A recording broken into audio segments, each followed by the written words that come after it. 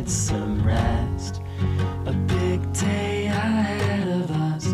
Your seeds were crack's depth. My child, don't make a sound. It's time to sleep 얼마나 좀 now. 그거 어디서 나셨어요? 이쁜 모자를. 형님 건가? 아니요. 누가 주웠어 그야마. 그래갖고 위에서 심심하셔서 내려오셨구나. 예 심심해도 앞에 잤어. 앞에 주무셨어요? 자다가 요새 며칠을 넘을 뜯는다고 네. 막 애썼더니 네. 오늘은 이제 그래도 왔거든. 그랬더니 막 하나가 힘드나. 그냥 땅에서 자니까 이형 못 일어나. 잘 쉬다 오셨구나. 응. 이거 하는 거만 몇 개만 할게요. 어서 와요. 원래 제가 나가 오늘 가만히 인터뷰 하고 응. 있어서 그래 가만히 있을게. 제 인터넷에다가 응. 집 고치고 이런 거 궁금한 것들을 사람들이 막 물어봐서 제가 오늘 문의하는 날이라. 그래. 아까 그 셀프로 고치시는 분들 중에 좀 주의할 점 아까 말씀하시다 말았는데 다시 한번. 일단 뭐 포기하지 않으셨으면 좋겠고 시간적인 여유를 가지고 하셨으면 좋겠고 그런데 이 구조를 철거를 해야 될 부분이 있다라고 하면 집 부시고 그렇죠. 철거할 부분. 특히 이 시골집 같은 경우는 이제 흙벽으로 되어 있는 집이 있는데 이 벽 자체가 흙으로 되어 있다라고 하더라도 이게 그 흙 자체가 이 목조 뼈대와 잡아주고 있는 그 힘이 있어요. 힘이 있다 보니까 얘네들을 그냥 흙벽이니까 철거해도 되겠지라고 철거를 해버리면 집이 무너지는 경우가 되게 많이 서로 잡고 있으니까 본드처럼. 흙과 이 나무 목재 뼈대와 이게 다 잡고 있는 게 있어서 보통 저희가 철거를 할 때는 그걸 확인을 하고 어떤 서포트라든가 그런 이 하중을 받아주는 그런 서포트가 그 옆에 세우는 그렇죠. 기둥, 쇠기둥가 있어요. 그렇죠. 그런 거를 해놓기도 하고 목재들이 껴 맞춰져서 이어져 있는 부분에는 저희는 원래 못을 다 쳐놓을 수 있으면 쳐놔요. 짜맞춤 돼 있는 부분. 그 부분을 짜맞추는데도 완전 박지 않더라도 이제 하는 경우가 있고 그리고 이게 무조건 그냥 뼈대 괜찮다 좋다 해서 그 철거를 하시면 집이 무너져 버리는 경우도 많고 그래. 저도 처음에 집을 사고 공사를 셀프로 하는 게 어렵나? 해볼까 해가지고 영상을 좀 많이 찾아보고 했었는데 엄두가 안 나더라고 솔직히. 근데 하시는 분들 보면 너무 신기했어. 어떻게 저렇게 하지? 했는데 공사하는 거를 의뢰를 하고 주말마다 와서 볼 때마다 여기 석가래 가시는 분, 뭐 미장 하시는 분, 철거하는 분 보면 못했겠다. 그러면 이 생각이 제일 많이 들었고 전 너무 힘들어 보였던 게 이 샌딩, 석가래 샌딩할 때 그냥 이렇게 물안경 끼고 재미삼아 이렇게 갈면 되겠지 했는데 그 부분이 제일 힘들어 보였어요. 저 같은 경우 완전 톱밥이랑 막 다 날리고. 농가주택을 할 때 이제 석가래를 살리는 경우에 이제 어떻게 농가주택 리모델링의 꽃이죠. 그게 제일 힘든 부분이고 제가 봐도 단일 공정에서 가장 힘든 부분이 석가래 샌딩해 주시는 우리 팀들 그분들이 제일 수고가 많으세요. 제일 힘든. 그리고 한 가지 더 얘기를 드리면 이 구조목 뼈대에도 집을 매매를 하신다거나 셀프로 진행을 하실 때 정면에서 이렇게 딱 한번 그 목재를 바라보셔야 돼요. 이게 목재가 살짝 기울어졌는지 안 기울어졌는지에 따라서 철거도 한 번에 다 벽체를 철거할 수도 있고 지금 제가 서천에 하고 있는 집도 살짝 왼쪽으로 집이 넘어가 있어요.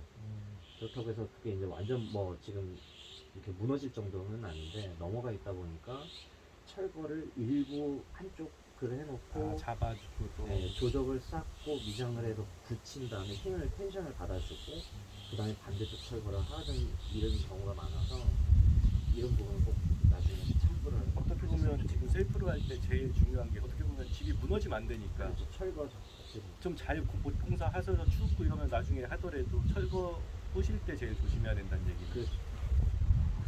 할머니 가세요? 네. 들어가세요. 네. 이따 놀러 오세요. 네.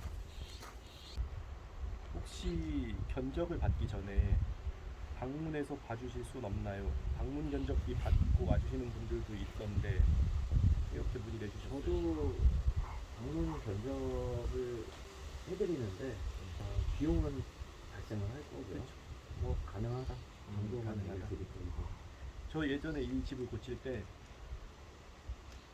피아그님이 만나기 전에 너무 막연한데 이분들이 방문 경적비를 받고 오시는 분들이 알아냈어요. 어떻게 해서 그분들한테 근데 전화하는 것 자체도 되게 그런 거예요. 그래서 이게 바쁘실까봐 이- 말씀드리고 싶은 건 방문 견적을 많이 받아주시는 게 되게 좋을 것 같다라는 얘기가 그래서 저- 얘기를 드리는 게 뭐냐면 되게 제가 아마 집을 간절하거든요. 그렇죠. 네. 제가 집을 가게 되면 이런 부분을 설명을 해드리는 거예요. 집이 누워 있어요. 이거는 철거를 할 때 이렇게 하셔야 돼요. 굳이 제가 공사를 안 하더라도 이렇게 됩니다. 이렇게 됩니다. 뭐 그런 부분을 다 설명을 해드리고. 근데 나는 대략적으로 너무 궁금해서 불러서 의견 다 듣고 저분한테 공사를 안 하면 너무 미안하지 않나? 이런 마음이 있었었던 거예요. 어차피 비교 견적은 받아야 되는 거고 그분한테만 할 수 있는 건 없는 건데 이렇게 와주시는 분 자체들도 적다 보니까 이 견적부로 한 번 와주시는 것도 되게 고마운 거죠. 그래서 많이 다녀주시는 게 저처럼 시골집을 고치려는 분들한테 되게 필요하지 않나. 되게 어디 하나 물어볼 곳이 없거든요. 불러주시면 그쵸? 불러주면 네, 가는데 집에 바쁘시니까 문제지. 이분이 시골집들 대부분이 10평, 20평 정도의 소형인데 거의 이제 끝나가요. 10평, 20평 정도의 소형인데 어떻게 하면은 공간 활용이 좋을까요? 그리고 대략 비용이 얼마 들까요? 근데 대략 비용은 아까 똑같은 것 같아요. 그거랑. 어떻게 하면 공간 활용이 좋을까요? 라는 질문을 하셨었어요. 이거는 좀 얘기가 길 수 있는데 길게 해도 돼요. 몇 분 남았지? 한번 제가 자르든지 할 테니까. 네. 이거는 그냥 제 생각이에요. 제 네. 생각인데 시골집을 구매를 하시고 리모델링을 하시려고 하시는 분들 중에 네. 도시의 아파트에서 살던 네. 그런 생활 방식을 이제 이 집에다가 반영을 하시려고 지금까지 끌고 만든다. 끌고 오시려고 하시는 분들이 있는데 저는 개인적으로 그렇게 생각을 하지 않아요. 왜냐면 그 집은 그 집이 지어질 때부터 가지고 있는 모습과 형태와 어떤 구조적인 거와 그리고 어떤 외부적인 자연 환경과 이 어우러져 있는 그게 있는데 저는 조금 당부드리고 싶은 거는 시골집에 오시는 이런 농가주택 리모델링을 하시려고 하시는 분들은 조금 마음의 여유가 되신다라고 하시면은 집에 맞춰서 사실 수 있는 그런 생활 방식 그런 걸 한번 고민을 좀 해보셨으면 좋을 것 같아요. 집을 구매를 하시기 전에 내가 이 집에 왔을 때 앞으로 나의 라이프 스타일은 어떻게 될까를 생각을 해보시고 그걸 해보셔서 조금 많은 거를 비우실 필요성이 있어요. 그래서 항상 이 클라이언트 분들을 만날 때마다 그런 얘기를 먼저 해드리는데 이 집은 내가 지금 이 집을 사서 내가 이 집의 주인이 됐지만 이 진짜 집의 주인은 집 자체고 내가 이 집에 얹혀서 또는 이 집에 맞춰서 사는 것뿐이에요. 그래서 조금 그런 부분을 좀 명확하게 잡으셔야지만 어떤 이 리모델링 방법이라든가 어떤 생활 패턴이라든가 이런 부분들이 좀 많이 바뀌면서 좀 여유로워지실 수 있을 것 같아요. 그러니까 수학적인 질문에 문학적으로 대답을 해주시죠. 근데 제가 생각하는 부분하고 거의 같으셔서 잘 따라주셔서 나도 이 집의 구조를 많이 변경 안 했으면 좋겠다. 턱이 있으면 있는 대로. 그리고 이 집이 불편하면 불편한 대로 여기에 내가 맞춰서 살겠다라고 했는데 그거 한도 내에서 정말 이쁘게 고쳐주셔가지고 저가 100% 공감하는 내용이고 저한테 이 질문을 했어도 시골집에서 어떻게 살아가느냐는 그게 맞는 것 같아요. 여기에 있는 집을 내가 굳이 2년 3년씩 돌아다니면서 이 위치를 찾아내서 이 집을 찾아냈는데 이 집에 갖고 있는 특성을 없애고 새로 진다는 건 굳이 이 도시에서 시골 들어와서 여기에 살 의미가 없는. 의미가 없는 거죠. 그러면 저기 좀 30분 나가서 대천 시내에서 살지. 그런 개념이 저도 맞다고 보고 그렇게 여기에 녹아들수록 점점 더 행복해지는. 그래서 아까 좀 전에 질문 주신 분의 얘기로 보면 공간 구성은 그 집이 가지고 있는 형태적인 그게 있다 보니까 집 자체를 봐야 될 것이고 충분히 나올 수 있는 공간이 있다라고 하면 어떤 디자인을 위해서라도 살릴 수 있으면 저도 최대한 살리려고 하는 그런 거다 보니까 10평, 20평 공간의 활용도를 제일 좋게 하는 방법은 기존에 있던 집 내에서 구조적인 걸 파악해서 최대한 뽑아낸다. 그렇죠. 마지막 질문이에요. 좋아하시는데. 공사 견적을 받거나 의뢰를 할 때 업체 선정이 되게 어려운데 업체 선정 시 주의할 점이나 어떻게 하면 좋은 업체를 선정할 수 있을까요? 아까 말하려다 말았던 게 마지막 질문이에요. 일단 첫 번째는 네. 아까 얘기 드렸던 것처럼 그냥 구두로 현장 방문해서 얼마 들어요라고 하시는 분들, 그냥 보자마자 거기서 얼마 그렇죠. 정도 될 것 그런 같아요. 이런 분들은 꼭 피하셨으면 좋겠고, 일을 따기 위한 거다. 제가 볼 때 그 똑같은 집이어도 아마 견적 비용은 똑같은 공정을 가지고 있더라고 하더라도 비용 차이가 아마 많이 틀리게 나올 수도 있는데, 예를 들면 저는 제가 지역을 옮겨 다니지만 저희 팀들이 다 있어요. 원래 이제 뭐 목공팀, 도장팀, 뭐 설비팀, 전기팀 다 있는데 이 설비 업체 같은 경우는 꼭 해당 지역 업체를 쓰시기를 추천드리고. 근데 그건 업체 선정 시가 아니라 저 같은 건축주는 피아그림님 같이 한 분 잡으면 그분에 네. 맡기면 피아그림님이 설비 업체를 쓰는 거잖아요. 이게 여러 가지일 수 있어요. 그러니까 직접 하시는 직접 하실 경우에 분들도 있을 때 아예 맡길 때는 이렇게 제가 피아그림님의 그때는 이제 저희가 알아서 하는데, 저는 어떤 제가 업체가 다른 지역을 가더라도 이제 그렇게 할 것이고, 음, 이제 더 이 넓게 생각을 해보면 하나의 지붕 공사를 하더라도 이걸 어떻게 하느냐에 따라서 집이 틀려 보일 수가 있어요. 이 농가주택의 특성이 옛날에는 비용이 많지 않다 보니까 굵고 기른 나무를 많이 못 써요. 비용이 비싸니까. 그러다 보니까 막 어디서 주워온 나무도 쓰고 하다 보니까 전반적으로 집이 낮은 상태인데, 그쪽에서 이제 외부로 나오는 석가래가, 처마 쪽에 있는 석가래가 한 60cm 정도 보통 나와요. 그 정도 나온 데에서 이제 지붕 계량을 하면서 판이 한 20-30cm 더 나오다 보니까 집이 자꾸 이렇게 앞에 모자 푹 눌러 쓴 것처럼 답답해 보이는 집들이 가려지는구나 점점. 외곽. 그런 집들이 되게 많은데, 그런 집들을 공사를 할 때도 이 지역에 있는 업체들은 그냥 그 상태로 잡는 경우도 있고. 기존 그대로. 그렇죠. 그렇죠. 그걸 또 석가래를 쳐내고 잘라내고 이런 거 자체도 일이고 그렇죠. 그냥 있는 그대로 그냥 하는 건데. 그래서 그런 부분들을 할 수 있는 근데 업체들, 그 업체를 써서 맡기기 전에 우리 같이 일반인들이 모르니까 그냥 업체를 시골집 사서 이제 공사를 곧 해야 되는데 업체를 어떻게 알아보면 좋을까, 이런 문제 궁금증이지 않았을까 싶은데, 그런 업체들을 솔직히 써보기 전에 없어요. 어떤 업체가 좋은지를 알 수가 어떻게 나도 없으니까. 말씀을 드릴 방법이 그러니까 제 경험상에 보면, 제가 리모델링 그 하는 법 그 중에 보면 비교 견적을 무조건 꼭 될 수 있으면 받아보라고 했던 부분처럼 몇 군데 업체를 받아보고 그 중에 우리가 평균이라고 하잖아요. 그래서 제일 뭐 낮은 거 높은 거를 빼듯이 너무 낮은 것만 선택하면 분명히 낮은 이유가 있을 거 아니에요. 그렇죠. 네, 높으면 높은 이유가 있듯이 높은 이유는 그 사람이 높이 불렀거나 아니면 좋은 자리에 섰다고 생각할 수 있는데, 낮은 업체는 이윤을 조금 남기고 하는 업체도 있겠지만 공정이 다른 건데 싸니까 이 업체 싸네 하고 시작하시는 분들이 많거든요.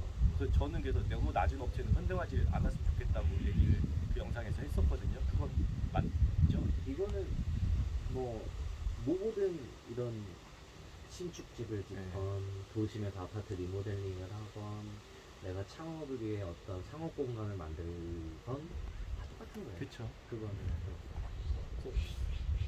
그런 부분들이 제일 막연한 거예요. 그래서 비교 견적이나 이런 것 전에도 출장 견적이나 출장 상담을 필요하다고 제가 생각한 게 아까 꼭 다니셨으면 좋겠다는 게 이런 부분들. 오늘 얘기가 길어서 시간 내주셔서 감사한데 피아그림님이 총평 정도 아니면 시골집 공사에 대해서 본인이 생각하는 알려주고 싶었던 얘기 아니면 해주고 싶었던 얘기 꼭 알았으면 좋겠는 얘기들을 한번 편하게 이제는 뭐 다른 내용 없이 한번 얘기해 주시면 좋겠어요. 일단 좋은 집을 고를 수 있는 가장 좋은 팁, 아까 말씀드렸던 내 눈에, 다른 사람 눈에 봤을 때 보여지는 게 좋아 보이는 집이 좋은 집이다. 집을 고르실 때 그게 첫 번째인 것 같고요. 업체 선정 마지막에 했던 질문인데 많이 알아보세요. 업체를. 많이 알아보시고 비교 견적은 꼭 받아보셔야 되는 게 맞고, 그리고 비교 견적을 받더라고 하더라도 건축주 자신이, 내 자신이 이 집에 대해서 많이 알아야 돼요.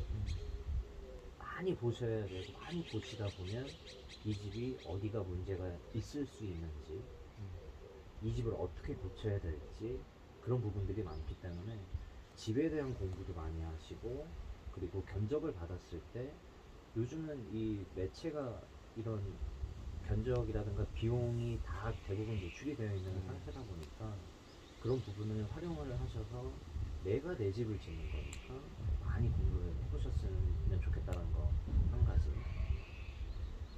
그리고 이거는 제가 개인적으로 당부드리고 싶은 건 아까 말씀드렸다시피 이런 농가주택이라든가 이런 집들은 그 집이 가지고 있는 어떤 역사가 있어요.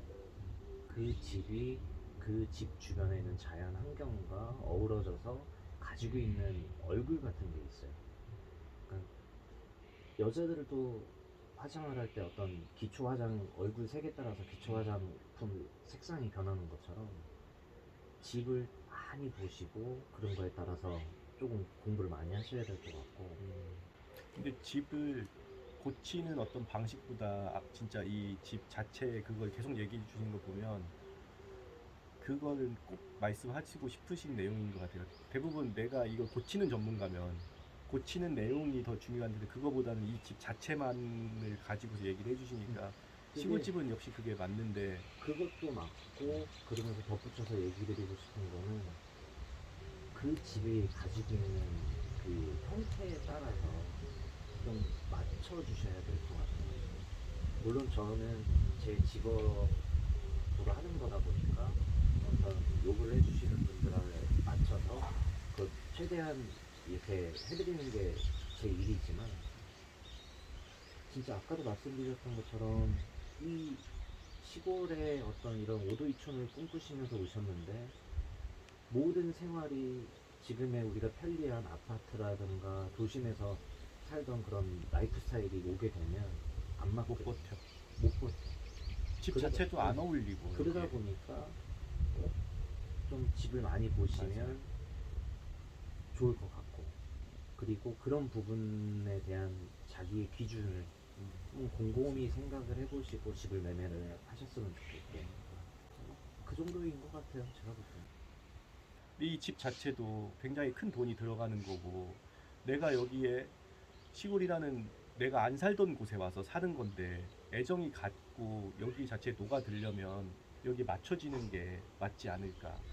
피아그림님이 오늘 얘기해 준 것처럼 원래 있던 집을 고쳐서 사실 거면 거기에 맞는 집, 그리고 내가 보자마자 반한 집, 이렇게 좋은 집을 고르셔서 좋은 건축주와 건축 리모델링 하시는 분이 만나서 얘기를 많이 하시면 저처럼 만족스러운 이런 시골 생활을 할 수 있을 것 같아요. 오늘 시간에 좀 짧게 하려고 했는데 얘기도 많이 해주시고 괜찮습니다.